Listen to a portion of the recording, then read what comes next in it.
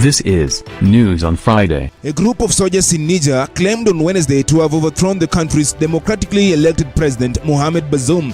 Colonel Major Amadou Abrane said Niger's presidential guard had detained Bazoum following what he terms as continued wanting security situation, poor economic and social governance. Now, what we know is that regional global leaders have condemned the coup attempt and called for Bazoum's release immediately. This story is developing so fast, and we promise to keep tabs on it as we continue with the rest of the broadcast. Also coming up this week, Coca-Cola Youth Skills Day. Reflecting back on how Coca-Cola Company celebrated Youth Skills Day 2023. Youth Cafe, creating a network of empowered young people who can drive their communities' transformation, growth and development. Fixing Isiolo, in a move aimed at enabling the beneficiaries to venture into businesses, find for their families while also providing employment opportunities for others. Governor Guyo's latest youth empowerment moves in Isiolo County.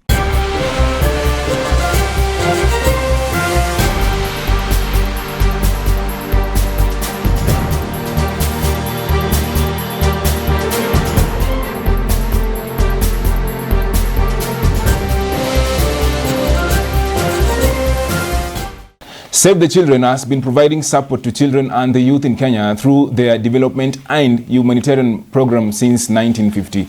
They work with communities, local partners and government to design and deliver programs to meet the needs of the most deprived children. They also advocate for greater investment of public and private resources for children.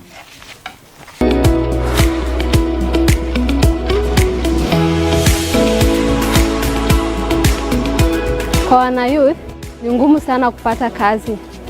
Nikiwa msichana Mturkana, atufanyangi kitu fulani kama kazi ya umekanika, ni ngumu sana.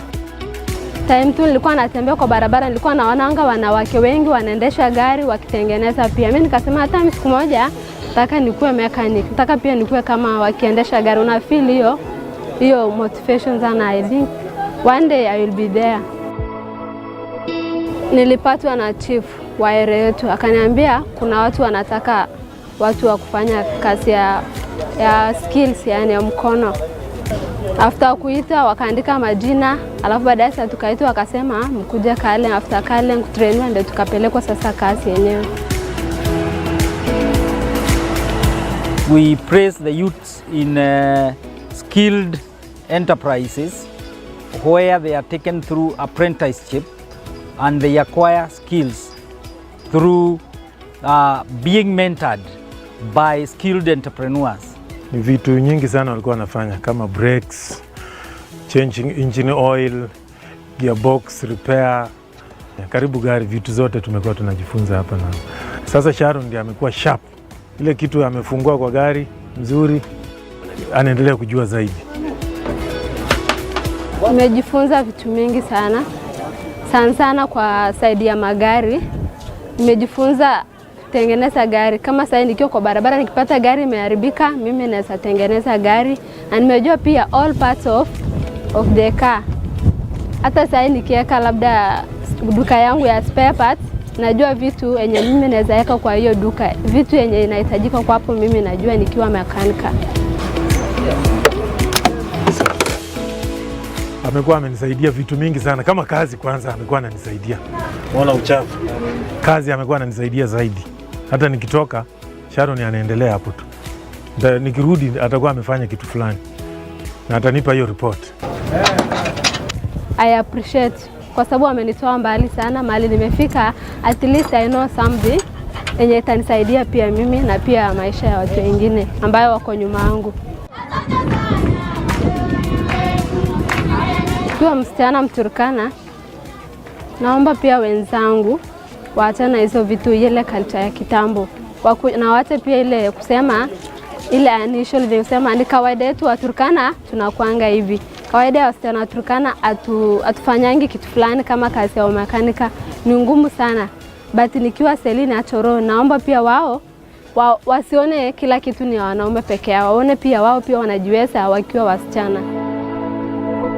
On a mission to create opportunities for African youth by training them on digital, software and technological skills, eMobilis had their first MobiGirls bootcamp the other day. This event provided the students with business and graphic design skills. Kenya National Commission on Human Rights supported the program by offering a contract to the top students to design a logo and banner for the intersex community. Take a look. I learned about the program from my brother. Brought me a flyer, and that's how I went about it. And the skills I've gained from here, I've learned how to code, I've learned graphic design. My name is Lorraine. I can say whatever I've learned here for the 2 weeks, it's something that I didn't know when I came here, and I believe it's going to help me in the future. My name is Anne Bugwa. I'm an entrepreneur, but I've been in employment for the last 10 years. My name is McLeod Jivando. I've been in the IT industry for the last 14 years. And I'm very excited with this MobiGirls event that has taken place today. For Erastus, I'm managing director at Megacap Limited, where we do business strategy and management consultancy. I've been invited at MobiGirls. It's an excellent program where they're training young ladies, young Kenyan ladies on digital skills, software development, and digitizing the world basically. The boot camp that I have just participated in has been quite impressive. The girls came up with projects that are going to solve real problems in the market. My name is Angela Bilhawangui. I am an economics student in the Catholic University of Eastern Africa. I learned about eMobilis, MobiGirls, specifically to my sister, Susan Dage. MobiGirls has been nice. We have had really nice classes and lecturers, and I've really enjoyed the process. I would encourage other girls to actually join the program. The government of Kenya is committed to addressing youth unemployment, and this is evidenced by the investment of the national government's Constituency Development Fund, also known as CDF. This is actually being made clear by Honorable Yusuf Hassan, who is the Kamukunji Constituency Member of Parliament, and he now gives a perspective on how the Ajira digital program has impacted the lives of young people at the California Ajira Youth Empowerment Center. He illustrates how the collaboration with the Ajira has aided the digital revolution and enable young people to find dignified work in the gig economy. Take a look. I believe in the power of technology, in the power of the digital opportunities that we have. This is the future. And as we are entering the fourth industrial revolution, I think the best way to give opportunity to our young people to train, to develop, and to earn a livelihood is through the digital revolution.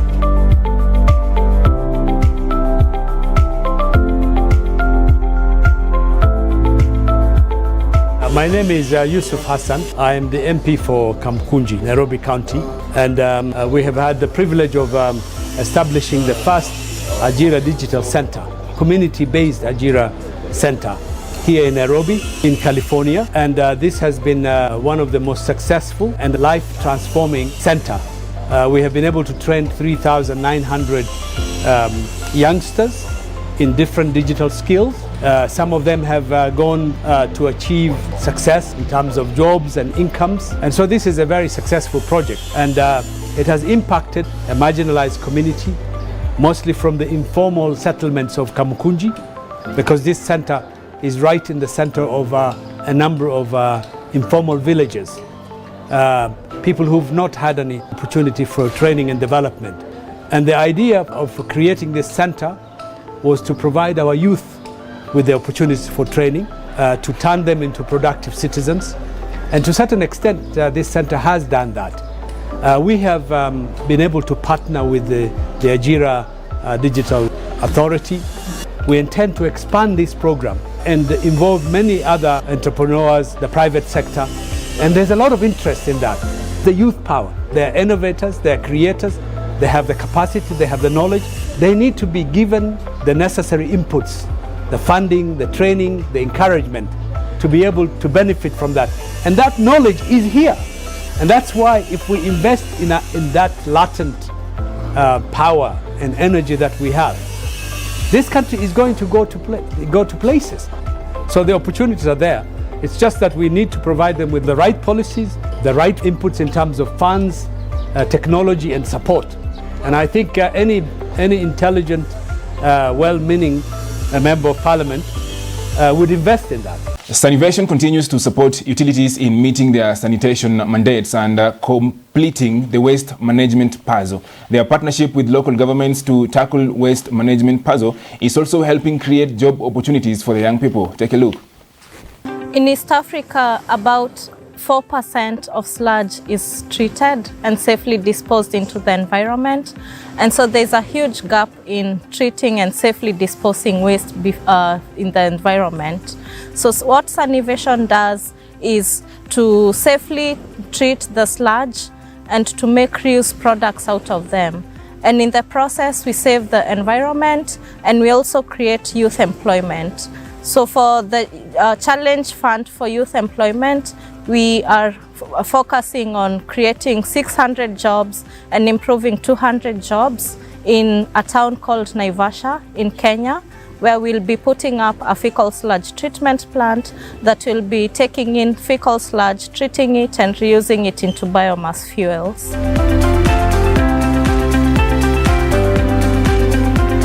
What motivated me is to see that you can actually get value out of waste, and seeing that what is a menace in the environment can be a solution really drew me to work for Sanivation. So I really love that all waste can be reused and recycled and put into good use that will be beneficial to climate change and mitigating and adapting to climate change.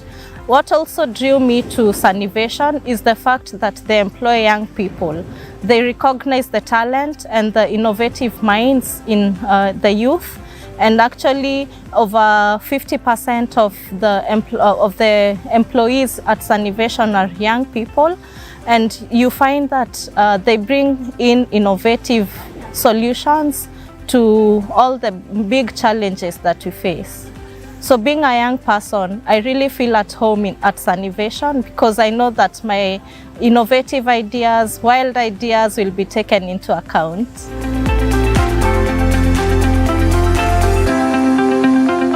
So I think what can be done to bring more youth into the green economy is actually empowering the youth by giving them a good education, and even making the education more about developing solutions, innovative solutions, more as opposed to conforming to what has been done and what is being done. So I also think that having the youth being taken into the green economy, not as artisans and casual laborers, but just focusing on making them actually an educated workforce, and giving them the power to be able to make even bigger impact in the green space, other than just being artisans or casual laborers.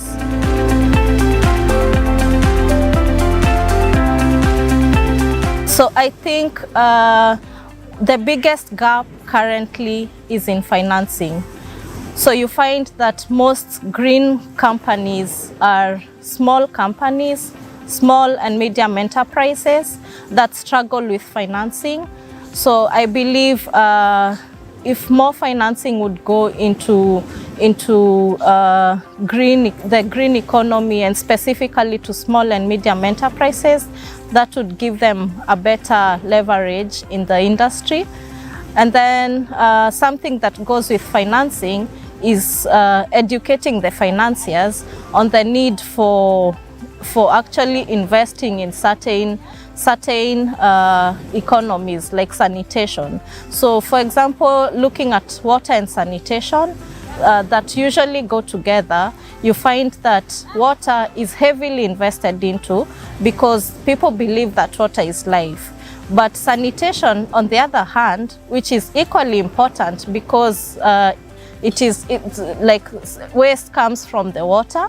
You drink the water and then you produce the waste. So we believe that by educating the financiers that sanitation is as equally important as water, and then they can see the importance of investing in sanitation as well.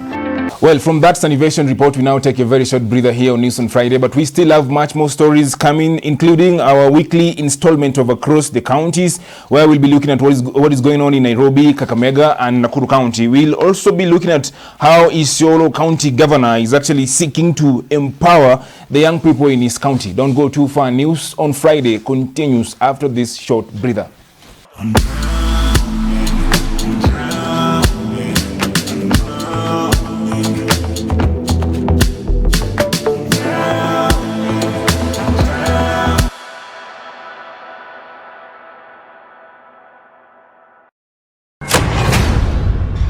We hustle.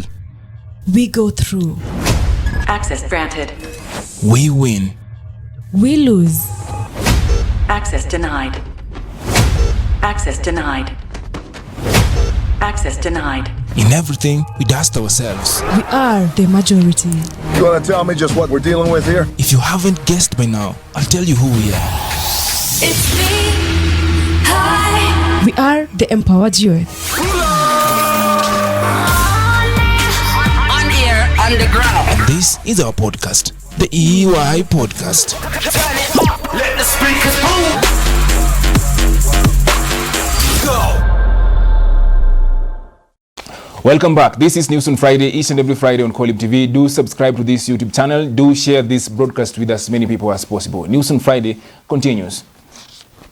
Now, the West African country of Niger has been thrown into turmoil as soldiers declared a coup on national TV. The military has taken control of the nation, dissolving the constitution, suspending all institutions, and closing the borders, leaving the fate of Niger in uncertainty. President Mohamed Bazoum, who was democratically elected in 2021, has been detained by troops from the Presidential Guard since early Wednesday morning. However, the current whereabouts of the president remain unknown. And what we know right now is that the international community has actually made their stand very clear about this story, and they want the president released immediately. Remember, this president is actually a very big ally to West African countries, and this coup is actually worrying neighboring countries and West African nations such as Mali and Burkina Faso. And of course, Mali and Burkina Faso have also experienced their own coup recently. This is actually the third coup that is happening in Niger. We will follow this story and keep you updated as it actually pans, but we move on to other stories now. Designated by the General Assembly in 2014, the World Youth Skills Day is an opportunity for young people, technical and vocational education, TVETs, and the public, including the private sector, to acknowledge and celebrate the importance of equipping young people with skills for employment and decent work, also entrepreneurship. Well, this is how Coca-Cola Beverages Africa commemorated this special day. My name is Mary Dairo. I'm a sign language interpreter at CCBA. I'm Victor Maundu, Accessibility Coordinator. I'm Ogeto Alfred Osoro, a driver under distribution, CCBA Kenya. My name is Marlon Kasaya, and I'm from the finance department, the accounts payable section to be precise. My name is Stella Njeri Kamande.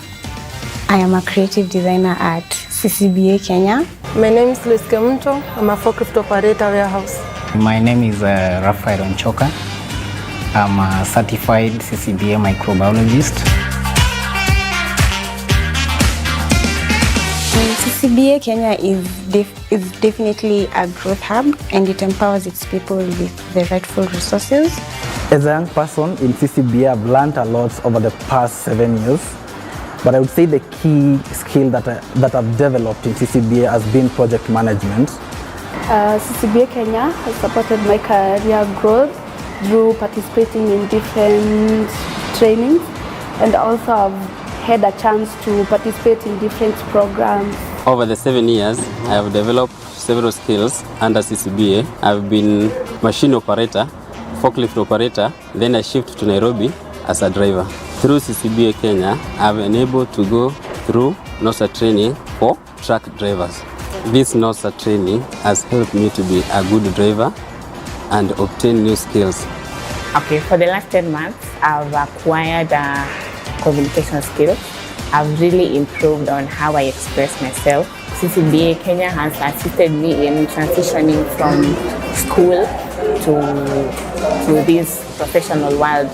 Yeah, I finished my degree and just straight from campus, I joined CCBA. Since nilikuja CCBA nimegain mambo mingi, like nimegain ku drive forklift. Since ningekuwa huko nje singeona wanawake wenzangu wakiendesha machine, nilikuwa na hiyo interest. CCBA Kenya supported my career growth by the fact that they gave me an opportunity to work for them. They have trained me. I've been trained as an internal auditor. I've been trained and being certified as a QA/QC microbiologist. CCBA has various mentorship projects internally and also creates an opportunity for everyone to have a mentor internally. I've been a beneficiary of such programs and I have a mentor internally.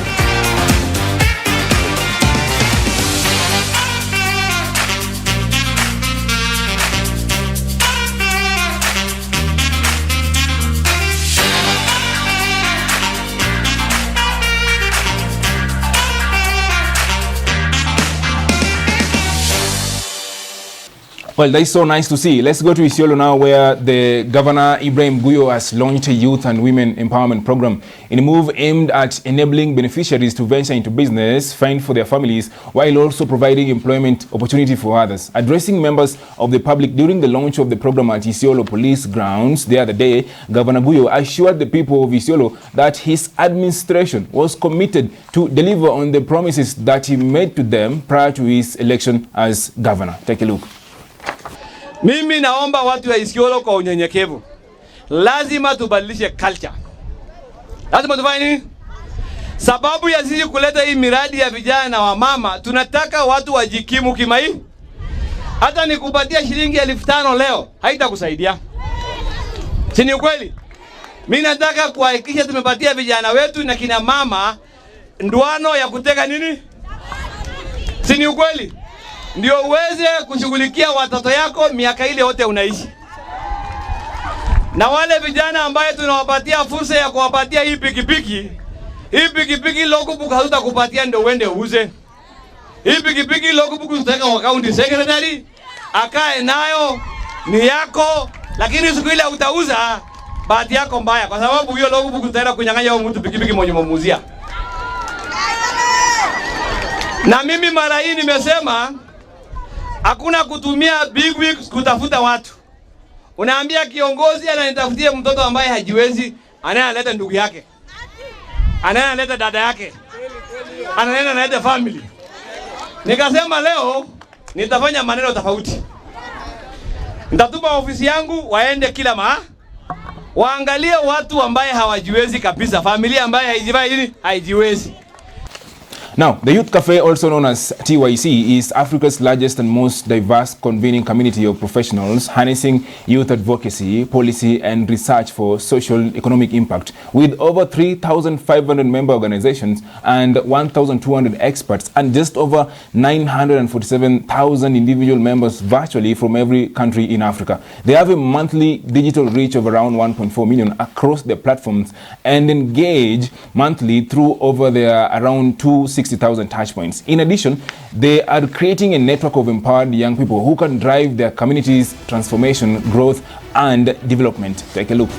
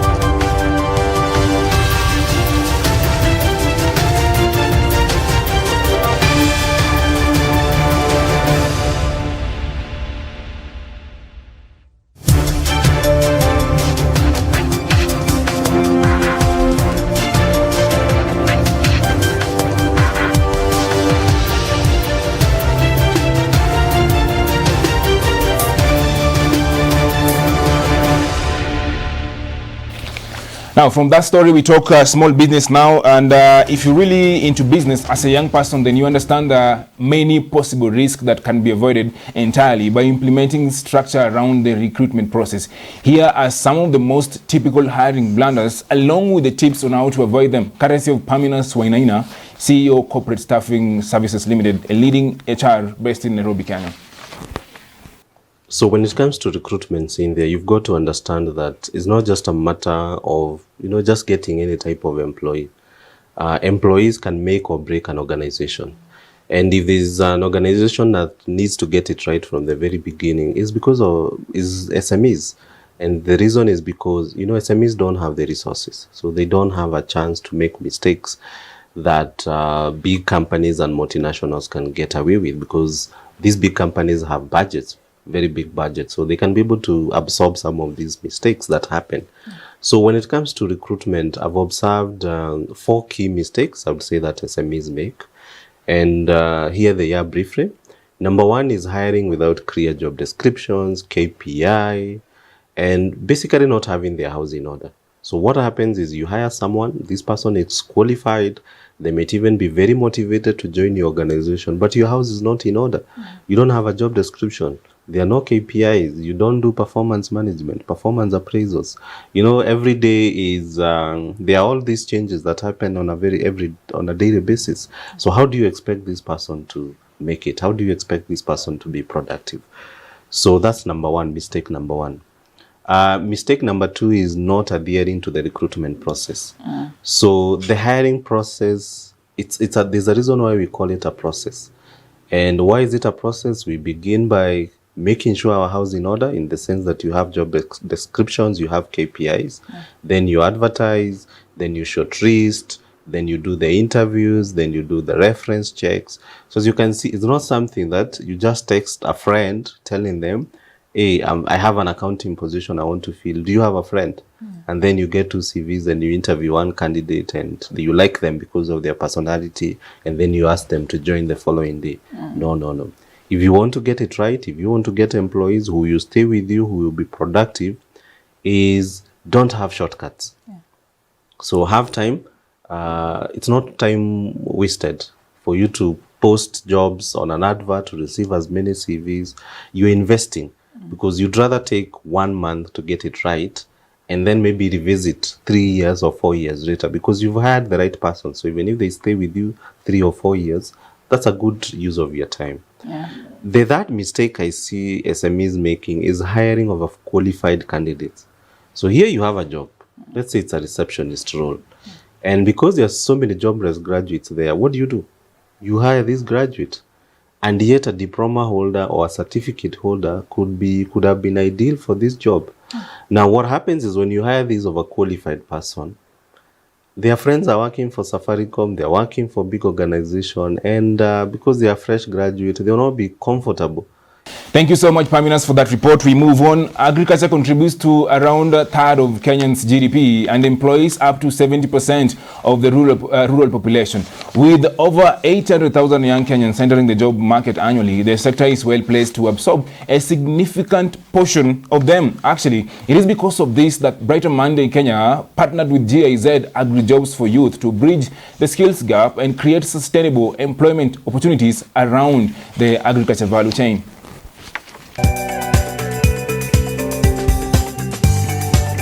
Agriculture plays a major role in Kenya's economic performance and growth.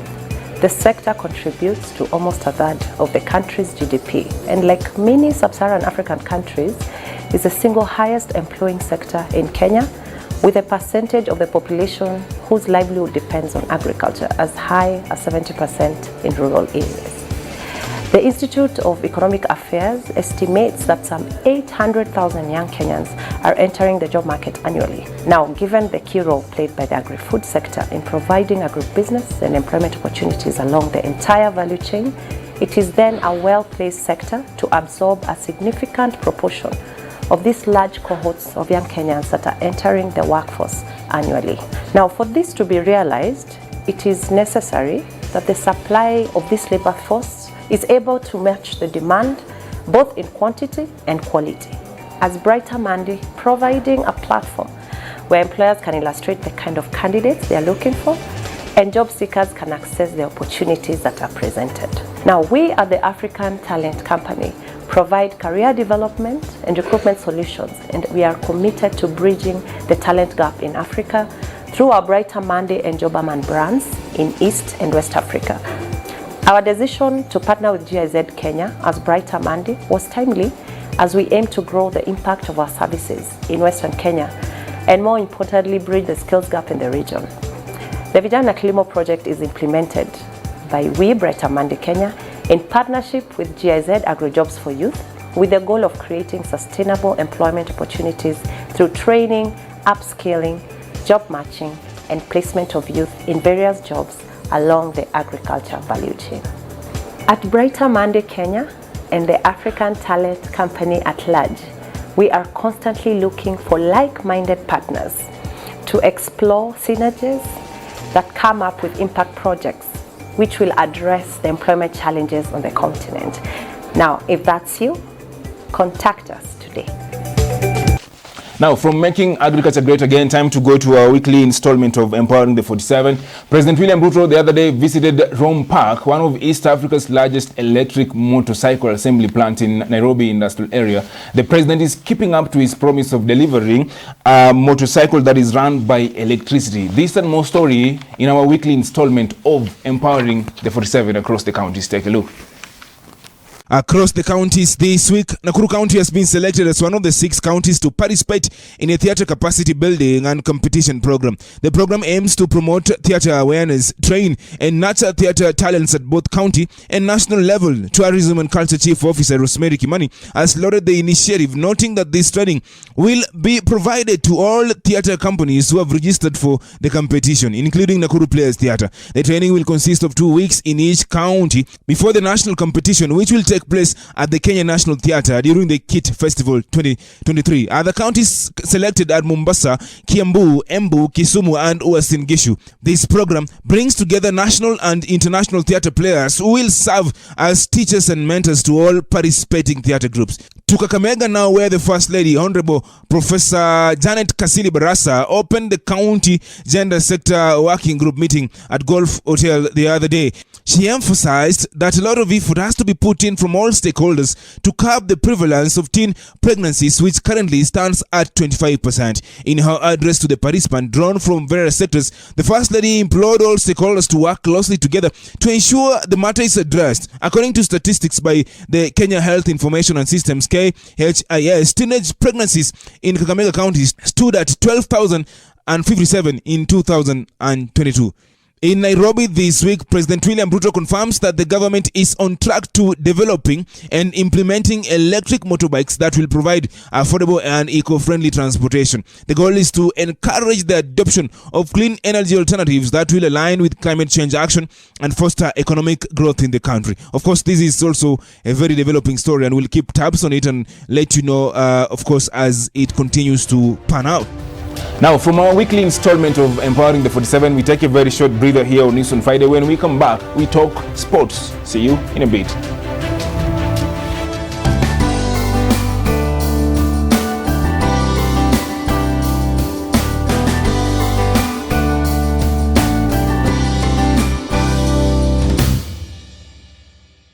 Kazima na moto, fate mototo, keni chocho kwa chocho, joto kwa joto, kazima na moto, nifate mototo, chocho kwa chocho, make you dance to the shoko.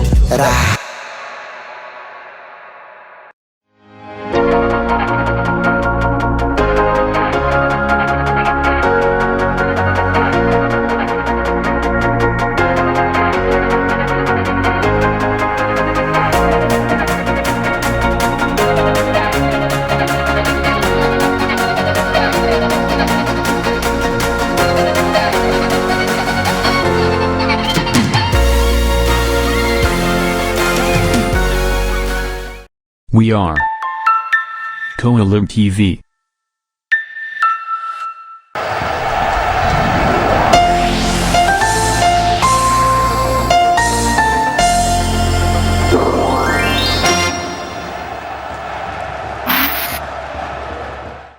Welcome back. This is News on Friday. I'm Caleb Koya, and you can watch this broadcast each and every Friday here on Koilib TV. You can also go ahead and subscribe and share this channel with as many people as possible. Let's talk sports.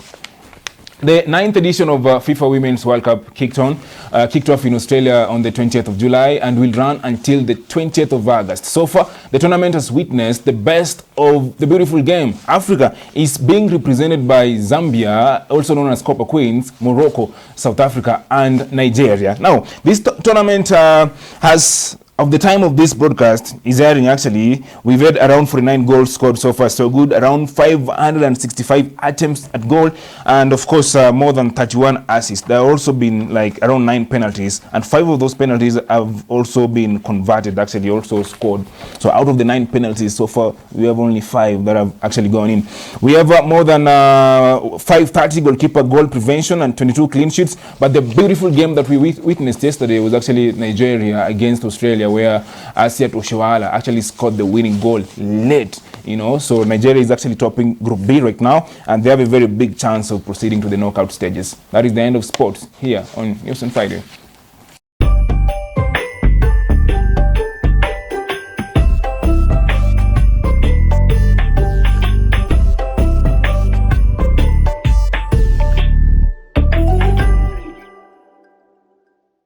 That report from the 9th edition of the FIFA Women's World Cup brings us to the very end of this episode of News on Friday. I'm Caleb Koya, and remember, you can always follow this broadcast each and every Friday here on Koilib TV. You can subscribe, like, give us your feedback, give us your review, what you like us to have on the broadcast, and if you have a story that is worth sharing, please share the story with us so that we can put it out. I'm Caleb Koya, and I'll see you next week, inshallah.